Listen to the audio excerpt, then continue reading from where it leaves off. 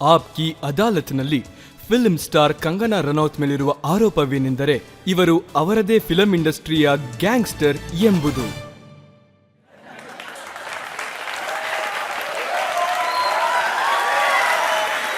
ಇತ್ತೀಚೆಗೆ ನಿಮ್ಮ ನಾಣ್ಯ ಚಿತ್ರರಂಗದಲ್ಲಿ ತುಂಬಾ ಜನಪ್ರಿಯವಾಗಿದೆ. ಮಾರ್ಕೆಟಲ್ಲಿ ನಿಮ್ಮ ಭಾಷಣನ ಕೇಳ್ತಾ ಇದ್ದೆ. ನೀವು ಹೇಳಿದ್ರಿ, ಇಷ್ಟು ಪ್ರೀತಿ, ಇಷ್ಟು ಗೌರವ ಎಷ್ಟು ಅಮಿತಾಬ್ ಬಚ್ಚನ್ ಅವ್ರಿಗೆ ಸಿಗುತ್ತೋ ಅಷ್ಟು ಗೌರವ ನನಗೆ ಫಿಲ್ಮ್ ಇಂಡಸ್ಟ್ರಿನಲ್ಲಿ ಸಿಗುತ್ತೆ ಅಂತ. ಸರ್, ನಾನ್ ಹೇಳಿದ್ದೇನಂದ್ರೆ ಇಂಡಿಯಾದಲ್ಲಿ ನನಗ್ ಸಮ್ಮಾನ ಸಿಗುತ್ತೆ ಅಂತ. ಈ ಇಂಡಸ್ಟ್ರಿಯವರು ನನಗ್ ಸಮ್ಮಾನ ಕೊಡ್ತಾರ? ನೀವ್ ಯೋಚನೆ ಮಾಡಿ, ನೀವ್ ಕಣ್ ಮುಚ್ಕೊಂಡ್ ಯೋಚನೆ ಮಾಡಿ. ಸ್ವಲ್ಪ ನೀವ್ ಕಣ್ ಮುಚ್ಕೊಂಡ್ ಯೋಚಿಸಿ. ಇವತ್ ಭಾರತ ದೇಶದಲ್ಲಿ ಮನ್ಸಿಂದ ಯಾರಿಗಾರು ರೆಸ್ಪೆಕ್ಟ್ ಮಾಡ್ತಾರೆ. ಸರಿ, ದುಡ್ಡಿರುತ್ತೆ, ಅದೆಲ್ಲ ಏನೇ ಇರ್ಲಿ. ಇವಾಗ ಮನ್ಸಿಂದ ಯಾರಿಗೂ ಗೌರವ ಕೊಡ್ತಾರೆ ಅಂದ್ರೆ ನಮ್ ದೇಶದಲ್ಲಿ ಯಾರಿಗಾಗಿರತ್ತೆ ಹೇಳಿ? ಒಬ್ರು ಮಿಸ್ಟರ್ ಬಚ್ಚನ್, ಇನ್ನೊಬ್ರು ನಾನು. ಬಿಡಲ್ವಲ್ಲ. ಈಗ ನೋಡಿ, ನೀವು ನನ್ಮೇಲ್ ತುಂಬಾ ತಪ್ಪು ಆರೋಪ ಹಾಕ್ತಾ ಇದ್ದೀರಾ. I will not agree. ನಾನ್ ನಿಮ್ಗೆ ಮುಂಬೈ ಸಿನಿಮಾ ಮಂದಿ ಏನು ಹೇಳ್ತಾರೆ ಅಂತ ಹೇಳ್ತೀನಿ. ಬಾಲಿವುಡ್ನ ಜನರು ಕೇವಲ ಕಾರು, ಹಣ ಮತ್ತೆ ಪರ್ಸಿನ ಬಗ್ಗೆ ಮಾತಾಡ್ತಾರೆ. ಅವ್ರ ಮಾತುಗಳಿಗೆ ತಲೆನೂ ಇರೋದಿಲ್ಲ, ಕಾಲೂ ಇರೋದಿಲ್ಲ. ಬಾಲಿವುಡ್ನ ಜನ ಕೇವಲ ತಮ್ಮ ಬಗ್ಗೆ ಮಾತ್ರ ಯೋಚಿಸ್ತಾರೆ. ಅವರು ಮೂರ್ಖರು, ಹುಚ್ಚುರು, ಸ್ಟುಪಿಡ್ ಮತ್ತೆ ಡಂಬ್ ಕೂಡ. ಅವರು ಬರೀ ಪ್ರೋಟೀನ್ ತಿಂತಾರೆ, ಮತ್ತೆ ಹಾಗಾಗಿ ಅವರ ಮೆದುಳು ಕೂಡ ಹಾಳಾಗೋಗಿದೆ. ಸರ್, ನೀವು ಅವ್ರನ್ನ ಡಿಫೆಂಡ್ ಮಾಡ್ತಾ ಇದ್ದೀರಾ. ನೀವು ಅವ್ರನ್ನ ಹೇಳಿದ್ದೀರಾ ಇಲ್ವಾ? ನಾನ್ ಖಂಡಿತ ಹೇಳಿದ್ದೀನಿ. ಮತ್ತೆ ನಾನ್ ನನ್ ಮಾತಿನ ಮೇಲೆ ನಿಲ್ತೀನಿ ಸಂಪೂರ್ಣವಾಗಿ. ಬಾಲಿವುಡ್ ಅವರೆಲ್ಲ ನಿಮ್ಗೆ ಏನನ್ಸುತ್ತೆ? ಅವರು ಶೇಕ್ಸ್ಪಿಯರ್ ಬಗ್ಗೆ ಮಾತಾಡ್ತಾರಾ? ಅಥವಾ ಆರ್ಟ್ ಮತ್ತೆ ಕಲ್ಚರ್ ಬಗ್ಗೆ ಮಾತಾಡ್ತಾರಾ? ಅಥವಾ ಅವರು ಪ್ರಿಸರ್ವೇಷನ್ ಆಫ್ ಫೋಕ್ ಮ್ಯೂಸಿಕ್ ಅಥವಾ preservation of arts technician rights to life ಅಥವಾ ಬೇರೆ ಏನಾದ್ರೂ ಮಾತಾಡ್ತಾರಾ? ನೀವೇ ನನಗ್ ಹೇಳಿ, ಅವ್ರು ಯಾವ ತರದ್ ಮಾತಾಡ್ತಾರೆ? ನೀವ್ ಅವ್ರನ್ನ ಮೀಟ್ ಮಾಡಿದ್ರೆ ಗಾಸಿಪ್ ಅಥವಾ ಯಾರ್ ಅಫೇರ್ ಯಾರ್ ಜೊತೆ? ಇಲ್ಲ, ಅವರು ಗಾಸಿಪ್ ಮಾಡ್ತಾರೆ, ಅಥವಾ ನಾನ್ ಈ ವಾಚ್ ಖರೀದಿ ಮಾಡ್ದೆ, ಆ ಕಾರ್ ಖರೀದಿ ಮಾಡ್ದೆ, ಅಥವಾ ನಾನ್ ಈ ಟ್ರೀಟ್ಮೆಂಟ್ ಮಾಡಿಸ್ದೆ ನನ್ ಫೇಸಿಗೆ, ಈ ತರದ್ದೇ ಮಾತಿರುತ್ತೆ ಅವ್ರದ್ದು. ಮತ್ತೆ ಈ ಟಾಪಿಕ್ ಅಲ್ಲೂ ನನ್ನೇ ದೋಷಿಸ್ತಾರೆ, ನಾನ್ ಯಾಕೆ ಹೀಗ್ ಹೇಳ್ದೆ ಅಂತ. ನಾನೀ ಇಂಡಸ್ಟ್ರಿಲಿ 20 ವರ್ಷ ಕಳ್ದಿದ್ದೀನಿ. ಮತ್ತೆ ನೀವು ಆ ಪಾರ್ಟಿಗ್ ಹೋದ್ರೆ ಅವರು ಈ ತರದ್ದೇ ಮಾತಾಡ್ತಾರೆ. ಆದ್ರೆ ನನಗ್ ಗೊತ್ತು, ಒಂದ್ ವೇಳೆ ನೀವ್ ಹೋದ್ರೆ ಅವರು ಖಂಡಿತ ನಿಮ್ ಹತ್ರ ಬೇರೆ ಮಾತಾಡ್ತಾರೆ. ಅವ್ರೇನ್ ಪ್ರೋಟೀನ್ ಶೇಕ್ ಬಗ್ಗೆ ಮಾತಾಡ್ತಾರಾ ಅಥವಾ ಸ್ಕಿನ್ ಟ್ರೀಟ್ಮೆಂಟ್ ಬಗ್ಗೆ ಮಾತಾಡ್ತಾರಾ? ಸೊ ಏನು ಅಂದ್ರೆ ಮಾಡ್ಲಿ ಬಿಡಿ, ಆದ್ರೆ ನೀವು ಕರಣ್ ಜೋಹರ್ ಅವರನ್ನ ಚಾಚಾ ಚೌಧರಿ ಅಂತ ಕರೀತೀರಾ. ಸರ್, ಏನಾಗುತ್ತೆ ಅಂದ್ರೆ ಯಾವಾಗ ನೀವು ಆ ಥರ ಏನೂ ಇಲ್ಲ. ನಾನು 2006ರಲ್ಲಿ ನನ್ ಮೊದಲನೇ ಸಿನಿಮಾ ಬಂದಿತ್ತು, ಸರಿನಾ? 2014 ತನಕ ನನ್ನ ಯಾರೂ ಕೇಳಲಿಲ್ಲ. ಪಾಪ ಇವಳು ತುಂಬಾ ಟ್ಯಾಲೆಂಟೆಡ್ಡು, ಆದ್ರೆ ಏನೂ ಆಗ್ತಾ ಇಲ್ಲ ಇವಳ್ದು, ನಾನ್ ತುಂಬಾ ದೊಡ್ಡ ಪಾಪದೋಳಾಗಿದ್ದೆ. ನೀವ್ ಯಾವ್ದೇ ಆರ್ಟಿಕಲ್ ಬೇಕಾದ್ರೂ ತೆಗೆದ್ ನೋಡಿ, ನನ್ ಬಗ್ಗೆ ಯಾವ್ದಾದ್ರೂ ಕೆಟ್ಟ ಮಾತುಗಳಿದ್ಯಾ? 2014ರಲ್ಲಿ ನನ್ ಸಿನಿಮಾ ಕ್ವೀನ್ ಬಂದ ತಕ್ಷಣ ಅವಾಗ್ ನಾನು ಅನ್ಪ್ರೊಫೆಷನಲ್, ನಾನದು ಎಲ್ಲ ಕಡೆಯಿಂದ ನನ್ನ ಕಾರ್ನರ್ ಮಾಡಿದ್ರು. ಆಮೇಲೆ ನನ್ ಸಿನಿಮಾ ತನುವೆಟ್ಸ್ ಮನು ಬಂದು ಎಲ್ಲಾ ರೆಕಾರ್ಡ್ಸ್ನ ಮುರ್ದಾಗ, ಅದಾದ್ಮೇಲೆ ಕೇಸಸ್, ಸೈಕೋ, ರಕ್ತ ಕುಡಿತಾಳೆ, ಸ್ಟಾಕ್ ಮಾಡ್ತಾಳೆ, ಇವಳನ್ನ ಜೈಲಿಗ್ ಹಾಕಿ, ಇವಳನ್ನ ಹೀಗೆ ಸಡನ್ ಆಗಿ 10 ವರ್ಷ ಆದ್ಮೇಲೆ ಒಬ್ಳು ಸೈಕೋ ವಿಚ್ ಆಗೋಗ್ತಾಳೆ. ಅದ್ಹೇಗಾಗುತ್ತೆ ಹೇಳಿ? ಸೊ ನೀವೇ ಯೋಚನೆ ಮಾಡಿ. ಸೊ ಇದ್ರ ಅರ್ಥ ಇವ್ರನ್ನ ನೆಮ್ಮದಿಯಾಗಿರಕ್ ಬಿಡಲ್ಲ ಅಂದ್ರೆ, ನೋಡಿ, ಇವ್ರನ್ನ ನೆಮ್ಮದಿಯಾಗಿರಕ್ ಬಿಡ್ತಿದ್ರು, ನಾನು ಇವ್ರನ್ನ ನೆಮ್ಮದಿಯಾಗಿರಕ್ ಬಿಡ್ತಿದ್ದೆ. ಸೊ ಇವಾಗ ಇವ್ರನ್ನ ನೆಮ್ಮದಿಯಾಗಿರಕ್ ಬಿಡಲ್ಲ ಅಂದ್ರೆ ನಾನು ಇವ್ರಿಗೆ ಕಾಟ ಕೊಡ್ತೀನಿ.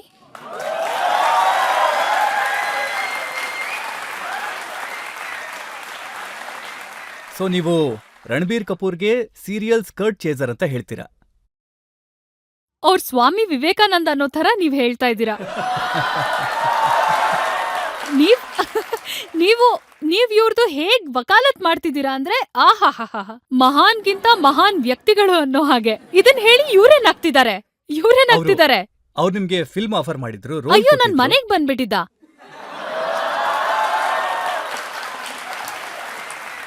ಸೊ ಹೇಳೋದ್ರ ಅರ್ಥ ಏನಂದ್ರೆ ಸರಿ, ಇಂಡಸ್ಟ್ರಿಲಿ ನೀವ್ ಯಾರನ್ನೂ ಸಿಂಗಲ್ ಔಟ್ ಮಾಡಕ್ ಆಗಲ್ಲ. ಅವ್ರ ಸತ್ಯ ಏನು ಅಂತ ಎಲ್ಲರಿಗೂ ಗೊತ್ತಿದೆ. ಇವಾಗಿನ ವಿಷಯ ಹೇಳ್ತಿಲ್ಲ, 80s 90sಗಳ ವಿಷಯ ನೀವ್ ಕೇಳಿಸ್ಕೊಂಡ್ರೆ ಎಲ್ಲರಿಗೂ ಗೊತ್ತಿದೆ ಅವ್ರ ವಿಷಯಗಳು ಏನು.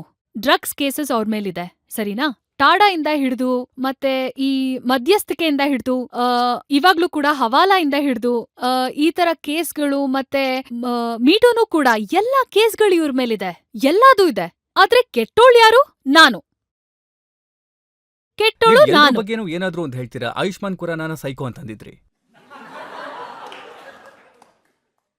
ಅಲ್ಲ, ಅವ್ರ್ ನನ್ ಮೇಲೆ ಬೆರಳು ತೋರ್ಸಿದ್ರೆ, ಆಯುಷ್ಮಾನ್ ಖುರಾನ ಇಂಟರ್ವ್ಯೂ ನೋಡಿ ಅವ್ರು ಸಕ್ಸಸ್ಫುಲ್ ಆಗಿಲ್ಲ ಅಂದಾಗ ಅವ್ರದೊಂದು ಇಂಟರ್ವ್ಯೂ ಬಂದಿತ್ತು, ನನ್ ರೋಲ್ ಮಾಡೆಲ್ ಕಂಗನಾ ಅಂತ. ಸರಿನಾ? ಇವಾಗ ಅವ್ರಿಗೆ ಕೆಲ್ಸ ಸಿಗಕ್ ಶುರು ಆಯ್ತು. ಇದು ಆನ್ ರೆಕಾರ್ಡ್ ಇದೆ. ಇವಾಗ ನನ್ ಮೇಲೆ ಅಟ್ಯಾಕ್ ಮಾಡ್ತಿದಾರೆ. ಈಗೇನಾಯ್ತು?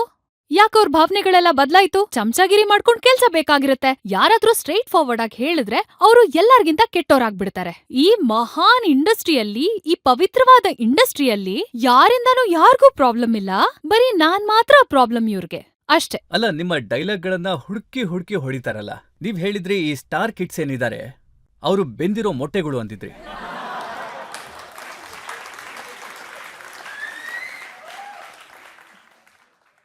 ನಾನು ಸರ್ ನೋಡಿ, ಏನಾಗುತ್ತೆ, ಒಬ್ರು ವ್ಯಕ್ತಿ ಅಂತ ಇರ್ತಾರಲ್ಲ, ಓಕೆ, ನಾವು ಸ್ಕ್ರೀನ್ ಮೇಲೆ ಎಂಥವ್ರನ್ನ ನೋಡಕ್ ಇಷ್ಟಪಡ್ತೀವಿ? ಸ್ವಲ್ಪ ಬಿಸ್ಲಲ್ ಹೋಗಿರೋರ್ನ. ಅವ್ರಲ್ಲಿ ಸ್ವಲ್ಪ ಕ್ಯಾರೆಕ್ಟರ್ ಅನ್ನೋದ್ ಇರ್ಬೇಕು. ನಮ್ಮಲ್ಲಿ ಒಂದು ಹಳ್ಳಿಯಿಂದ ಬಂದಿರೋ ಹುಡುಗರಾಗ್ಲಿ ಹುಡುಗಿರಾಗ್ಲಿ ಇವ್ರುಗಳ್ ನೋಡಿದ್ರೆ ಅವ್ರ ಸ್ಕಿನ್ ಟ್ರೀಟ್ಮೆಂಟ್ ಮಾಡಿಸ್ಕೊಂಡು ಹೇಳಕ್ ಆಗ್ದೇ ಇರೋಷ್ಟು ಎಷ್ಟು ಅವ್ರ ಸ್ಕಿನ್ನ ವೈಟ್ನಿಂಗ್ ಮಾಡಿಸ್ಕೊಂಡು, ಇಂಜೆಕ್ಷನ್ ತಗೊಂಡು, ಒಂದ್ ಸ್ಕಿನ್ ಪೀಲಿಂಗ್ ಮಾಡಿಸ್ಕೊಂಡು, ಒಂದ್ ಲೆವೆಲ್ ಜಾಸ್ತಿ ಅದನ್ನ ಗ್ಲಾಸ್ ಸ್ಕಿನ್ ಥರ ಮಾಡಿಸ್ಕೊಂಡು. ಫಾರ್ ಎಕ್ಸಾಂಪಲ್, ನಾನೊಂದು ದತ್ತೋ ರೋಲ್ ಮಾಡ್ತಿರ್ಬೇಕಾದ್ರೆ ನಾನ್ ಎಲ್ಲ ಟ್ರೀಟ್ಮೆಂಟ್ ಮಾಡಿಸ್ದೆ. ಮತ್ತೆ ಈ ಮಿಸಸ್ ಗಾಂಧಿಗೆ ನಾನು ಏಜಿಂಗ್ ಟ್ರೀಟ್ಮೆಂಟ್ ಮಾಡಿಸ್ದೆ. ಎಲ್ಲಾ ತರದ್ದು. ಈ ತರದ್ದಲ್ಲ, ಇವ್ರ್ ಎಲ್ಲಾ ರೋಲ್ಗೂ ಜಿಮ್ಗೆ ಹೋಗ್ತಾರೆ. ಇವ್ರ್ ಎಲ್ಲಾ ರೋಲ್ಗೂ ಅದೇನಂತಾರೆ, ಅವ್ರ ಫೇಸ್ ಅಲ್ಲಿ ಬೋಟಾಕ್ಸ್ ಹಾಕ್ಸ್ಕೋತಾರೆ.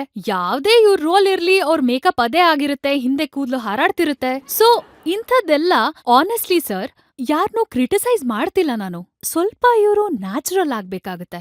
ಬಿಸ್ಲಲ್ ಓಡಾಡಿ ಸ್ವಲ್ಪ ಹೊರಗ್ ಬಂದು ಜಗತ್ ಹೇಗಿದೆ ಅಂತ ನೋಡಿ. ಬರೀ ಮನೆಯಿಂದ ಗಾಡಿ, ಗಾಡಿಯಿಂದ ಮನೆ, ಮತ್ ಇವ್ರು ಮಾತ್ ಹೇಗಾಡ್ತಾರ ಹೇಳಿ? Hi, I want this, I want that.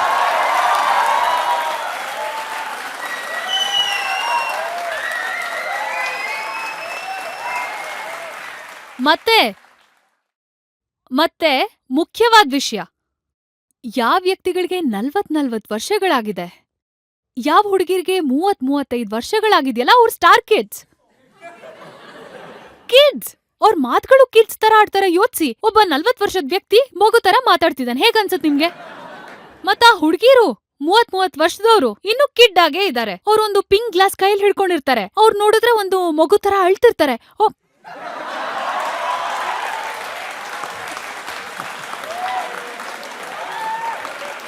ಏನ್ ಸರ್?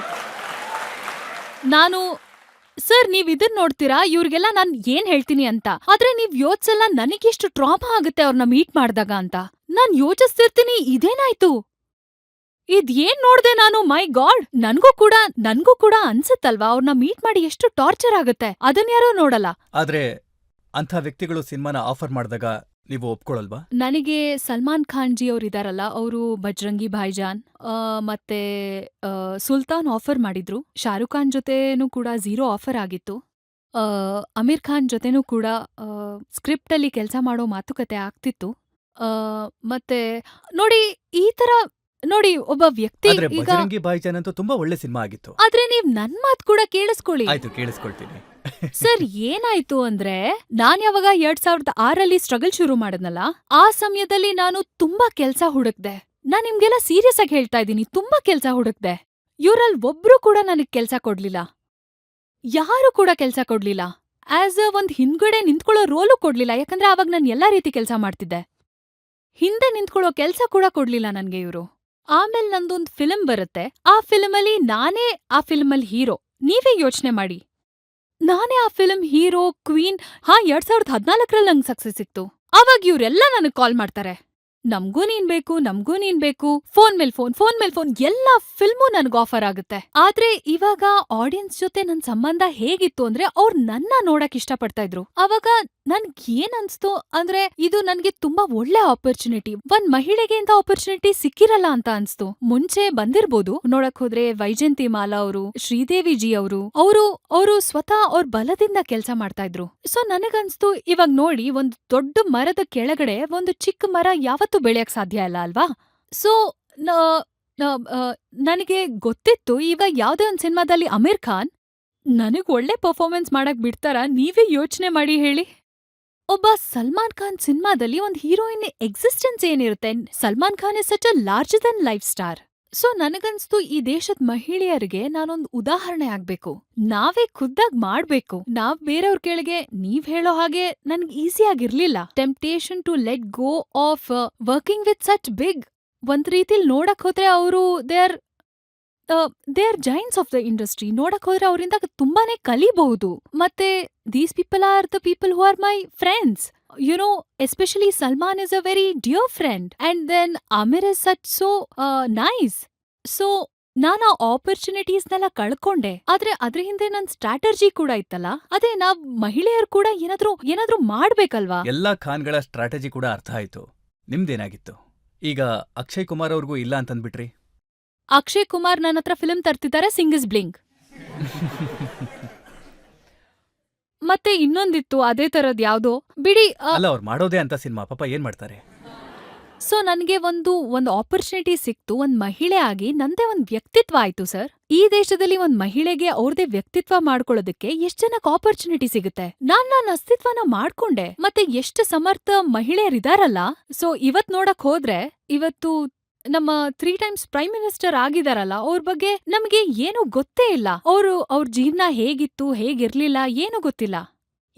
ಯಾಕಂದ್ರೆ ಅವ್ರ ಕತೆನ ಹೇಳಕ್ ಯಾರು ಇಷ್ಟಪಡ್ತಿಲ್ಲ, ಅವ್ರ ಮೇಲೆ ದುಡ್ಡು ಹಾಕಕ್ ಯಾರು ಇಷ್ಟಪಡ್ತಿಲ್ಲ, ಯಾರಿಗೋ ಪಾಲಿಟಿಕ್ಸ್ ಅಲ್ಲಿ ಇಂಟ್ರೆಸ್ಟ್ ಇಲ್ಲ.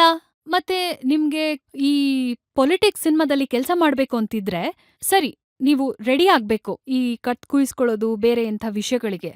ಸೊ ಈ ತರ ಒಂದ್ ವಿಷಯಗಳು. ನೀವು ಎಂಥ ಒಬ್ಬ ನಟಿ ಅಂತಂದ್ರೆ, ಎಲ್ಲಾ ಖಾನ್ಗಳ ಜೊತೆ, ಎಲ್ಲ ಕುಮಾರ್ಗಳ ಜೊತೆ, ಮತ್ತೆ ಎಲ್ಲಾ ಕಪೂರ್ಗಳ ಜೊತೆ ಕೆಲಸ ಮಾಡೋದಿಲ್ಲ ಅಂತಂದ್ರಿ. ಸರ್, ಇದನ್ ನಾನ್ ಯಾಕ್ ಮಾಡ್ದೆ ಅಂದ್ರೆ, ಜನ್ರು ನನ್ನ ನೋಡಕ್ ಇಷ್ಟಪಡ್ತಿದ್ರು. ಅದಕ್ಕಿಂತ ಮುಂಚೆ ಕೆಲ್ಸ ಕೇಳ್ತಿದ್ನಲ್ಲ. ನಾನ್ ಕೇಳಿಲ್ಲ ಅಂತ ಯಾವತ್ತೂ ಹೇಳಿಲ್ವಲ್ಲ. ಓಡಾಡ್ತಿದ್ದೆ, ನೋಡಿ, ಸಿನಿಮಾ ರಸ್ತೆ ರಂಗದಲ್ಲಿ ಎಲ್ರಿಗೂ ಓಡಾಡ್ತಿದ್ದೆ. ಬೇಕಾಗಿರೋದು ಬೆಳಕು ಕೊಡೋಂತ ಸೂರ್ಯ. ನೀವು ಕೂಡ ಯಶಸ್ವಿ ಆದ್ರೆ ಎಲ್ರೂ ನಿಮ್ ಹಿಂದೆ ಓಡ್ ಬರ್ತಾರೆ.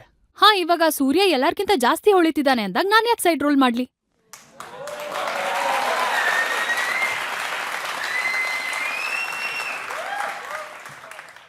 ನೋಡಿ, ಜನ ಏನ್ ಹೇಳ್ತಿದ್ದಾರೆ ಅಂದ್ರೆ, ಯಾವ ಸಿನಿಮಾ ಇಂಡಸ್ಟ್ರಿ ಇವ್ರನ್ನ ಈ ಮಟ್ಟಕ್ಕೆ ಬೆಳೆಸ್ತೋ ಅದನ್ನೇ ಕಾಲಲ್ಲಿ ಒದಿತಾ ಇದ್ದಾರೆ, ಯಾವ ತಟ್ಟೆಲಿ ಊಟ ಮಾಡಿದ್ರೋ ಅದನ್ನ ಒದಿತಾ ಇದ್ದಾರೆ ಅಂತ. ಎಂತ ದೊಡ್ಡ ಮಹಿಳೆ ಸೂಪರ್ ಸ್ಟಾರ್ಗಳಿದ್ದಾರೆ ಅಂದ್ರೆ ಅವ್ರು ಇದುವರೆಗೂ ಒಂದೇ ಹಿಟ್ ಫಿಲ್ಮ್ ಕೊಟ್ಟಿರ್ಬೋದು. ಆದ್ರೆ ಅವ್ರ ತಟ್ಟೆಗ್ ಓದಿತಾ ಇಲ್ಲ. ನಮ್ಮಂಥ ವ್ಯಕ್ತಿಗಳು ಮಾತ್ರ ತಟ್ಟೆಗ್ ಓದಿತಿದ್ದಾರೆ. ನೋಡಿ, ಈಗ ಕರಣ್ ಜೋಹರ್ ಅವರು ನಿಮ್ ಬಗ್ಗೆ ಒಂದು ಪದ್ಯ ಬರ್ತಿದ್ದಾರೆ. ಅವ್ರು ಹೇಳ್ತಾರೆ, ನೀನು ಆರೋಪಗಳನ್ನ ಮಾಡು, ನಾವು ಹೆದರ್ಕೊಳ್ಳೋರಲ್ಲ. ನೀನು ಸುಳ್ಳು ಹೇಳು, ಗುಲಾಮಳಾಗು, ನಾವು ಮರೆಯೋ ಅಂತವ್ರಲ್ಲ. ಇದ್ ನನ್ಗೋಸ್ಕರ ಬರ್ದಿದ್ರ ಅವ್ರು? ನೀವು ಹೇಳ್ದಂತ ಒಂದು ವಿಚಾರಕ್ಕೆ ಪ್ರತಿಕ್ರಿಯಿಸಿ ಇದನ್ನ ಟ್ವೀಟ್ ಮಾಡಿದ್ರು, ಆದ್ರೆ ನಿಮ್ಮ ಹೆಸರನ್ನ ಬರ್ದಿರ್ಲಿಲ್ಲ. ಆದ್ರೆ ನಿಮ್ಗೆ ಹೇಗನ್ನಿಸ್ತೋ ನನಗೂ ಹಾಗೆ ಅನ್ಸಿತ್ತು. ಇವ್ರು ಯಾವ ಥರ ನನ್ನ ಸೈಕೋ ಅಂತ ಹೇಳಿ ನನ್ ಮೇಲ್ ಕೇಸಸ್ ಹಾಕಿ ನನ್ನ ಜೈಲಿಗೆ ಹಾಕಕ್ ನೋಡಿದ್ರು. ಒಬ್ಬ ಒಳ್ಳೆ ಸಕ್ಸಸ್ಫುಲ್ ಯುವ ಆಕ್ಟರ್ ಸೂಸೈಡ್ ಮಾಡ್ಕೊಂಡ್ರು. ಅದಕ್ಕೂ ಮುಂಚೆ ಅವರು ಎಷ್ಟೊಂದು ಇಂಟರ್ವ್ಯೂಸ್ ಅಲ್ಲಿ ಹೇಳಿದ್ದಾರೆ, ಇಂಡಸ್ಟ್ರಿಲಿ ನನ್ನ ಟಾರ್ಚರ್ ಮಾಡ್ತಿದ್ದಾರೆ ಅಂತ. ನನ್ ಮೇಲ್ ಇವರು ನನ್ ವಿರುದ್ಧ ಏನೇನೋ ಷಡ್ಯಂತ್ರ ಮಾಡ್ತಿದ್ದಾರೆ ಅಂತ. ಅವರು ಆತ್ಮಹತ್ಯೆ ಮಾಡ್ಕೊಂಡಾಗ ನೀವು ದೇಶದ ಕಣ್ಣಿಗೆ ಬೀಳ್ತೀರಾ ಅಲ್ವಾ, ಇಂಡಸ್ಟ್ರಿಲ್ ಏನ್ ನಡೀತಿದೆ ಅಂತ. ನೀವು ಜನನ್ನ ಪಾರ್ಟಿಗ್ ಕರಿತಿದ್ದೀರಾ, ನೀವೇ ಫೋಟೋಸ್ ತಗೋತೀರಾ, ಅದ್ರಲ್ಲಿ ಡ್ರಗ್ಸ್ ಮಾಡ್ತಿರೋದಿದೆ. ಜನ ಅವ್ರನ್ನ ಕೇಳ್ತಾರೆ. ನಿಮ್ ತಪ್ಪನ್ನ ನೀವ್ ನೋಡಕ್ಕೆ ರೆಡಿ ಇಲ್ಲ. ಮತ್ತೆ ಕೆಟ್ಟೋಳ್ ಯಾರು? ನಾನು. ಯಾಕಂದ್ರೆ ನಾನ್ ಹೇಳ್ದೆ. ಈಗ ನೋಡಿ, ಯೋಚನೆ ಮಾಡಿ, ಇದೆಲ್ಲ ಮಾಡಾದ್ಮೇಲೂ ಕೂಡ ಅವ್ರಿಗೆಷ್ಟು ಧೈರ್ಯ ನೋಡಿ ನನ್ನ ಕ್ವಶನ್ ಮಾಡೋದಕ್ಕೆ. ಅವರೇ ಖುದ್ದಾಗ್ ಯಾವತ್ತೂ ಹೇಳಲ್ಲ ಅವ್ರು ಡ್ರಗ್ ಪಾರ್ಟಿ ಯಾಕೆ ಮಾಡ್ತಿದ್ರು ಅಂತ. ಈ ವ್ಯಕ್ತಿ ಒಬ್ಬ ಆತ್ಮಹತ್ಯೆ ಮಾಡ್ಕೊಂಡ್ನಲ್ಲ, ಒಳ್ಳೆ ಆರೋಗ್ಯವಾಗಿರೋಂತ ಹುಡ್ಗ. ಅದಕ್ಕೇನ್ ಕಾರಣ ಇದೆ? ಏನಾದ್ರೂ ಒಂದ್ ಕಾರಣ ಇರುತ್ತೆ ಅಲ್ವಾ ಈ ಔಟ್ಸೈಡರ್ ಈ ತರ ಮಾಡ್ಕೊಳ್ಳೋದಿಕ್ಕೆ. ಒಂದೆರಡು ಪ್ರಶ್ನೆಗಳನ್ನ ತಗೊಳ್ಳೋಣ. ಮ್ಯಾಮ್, ನಿಮ್ ಡೈಲಾಗ್ಸ್ನೆಲ್ಲ ನೀವೇ ಬರೀತೀರಾ? ಸೊ ಮ್ಯಾಮ್, ನೀವು ಪ್ಲೀಸ್ ನಿಮ್ದು ಯಾವ್ದಾದ್ರೂ ಫೇವ್ರೇಟ್ ಡೈಲಾಗ್ ಹೇಳ್ತೀರಾ ಇವಾಗ? ನಾನೇ ನನ್ ಡೈಲಾಗ್ಸ್ ಬರಿತೀನಿ ಅಂತ ಏನಿಲ್ಲ. ಬಟ್ ಹಾ, ನಾನು ನನ್ ಡೈಲಾಗ್ಸ್ನ ತುಂಬಾ ಇಂಪ್ರೂವೈಸ್ ಮಾಡ್ತೀನಿ. ಇವಾಗ ನೋಡಕ್ ಹೋದ್ರೆ ಅಂಥ ಡೈಲಾಗ್ ಯಾವ್ದು ನೆನ್ಪಾಗ್ತಿಲ್ಲ. ಆದ್ರೆ ಇವ್ರ್ ಮಾತುಗಳು ಕೇಳಿ ನನ್ಗೆ ಕ್ವೀನ್ದು ಒಂದ್ ಡೈಲಾಗ್ ನೆನ್ಪಾಗ್ತಿದೆ. ಅದೇ ಆ ಗುಪ್ತಾ ಅಂಕಲ್ ಡೈಲಾಗ್ ಇತ್ತಲ್ಲ, ಮಾಡ್ದೇ ಇರೋ ಕೆಲ್ಸಕ್ಕೆ ಸುಮ್ನೆ ಟ್ಯಾಕ್ಸ್ ಬಿತ್ತು ಅಂತ. ಐ ಥಿಂಕ್ ಆ ಡೈಲಾಗ್ ಸೂಟ್ ಆಗುತ್ತೆ ಈ ಇವಾಗ. ಶತ್ರುಘ್ನ ಸಿನ್ಹಾ ಅವರು ಆಗಾಗ ಈ ಡೈಲಾಗ್ನ ಹೊಡಿತಾ ಇರ್ತಾರೆ. ತಿನ್ಲಿಲ್ಲ ಕುಡಿಲಿಲ್ಲ, ಗ್ರಾಚಾರ ಹೆಗಲೇ ಇರ್ತು. ಅದೇ ಆಯ್ತಲ್ಲ, ಇಂಡಸ್ಟ್ರಿಲಿ ಕೆಲ್ಸ ಎಲ್ಲ ಇವ್ರ್ ಮಾಡಿದ್ದು ಇಡೀ ಜೀವ್ನ. ಅದೇ ಕೆಲ್ಸ ಮಾಡೋರ್ ಇದಾರಲ್ಲ, ಅವ್ರ್ ಹೇಳ್ತಾರೆ ಇಂಡಸ್ಟ್ರಿ ನಂದೇ ಸ್ವತ್ತು ಅಂತ, ನಂದೇ ರಾಜ್ಯಭಾರ ಅಂತ. ಅವ್ರೇ ಕೆಲ್ಸಗಳ್ ಮಾಡ್ತಾ ಇರ್ತಾರೆ. ಆಮೇಲೆ ನಾನ್ ಬಂದಾಗ ಇವ್ರು ಡ್ರಗ್ಸ್ ಅಲ್ಲಿ ಸಿಕ್ಕಾಕೊಂಡ್ರು, ಹವಾಲಾಲ್ ಸಿಕ್ಕಾಕೊಂಡ್ರು, ಮತ್ತೆ ಇನ್ಯಾವ್ದು ಟೆರರಿಸಂ ಅಲ್ಲಿ ಸಿಕ್ಕಾಕೊಂಡ್ರು. ಆಮೇಲೆ ನೋಡಿದ್ರೆ PR ಮಾಡಿಸ್ಬಿಟ್ಟು ಇವಳು ಬಂದಾಗಿಂದ ನಮ್ ಇಂಡಸ್ಟ್ರಿ ಹಾಳಾಯ್ತು ಅಂತ.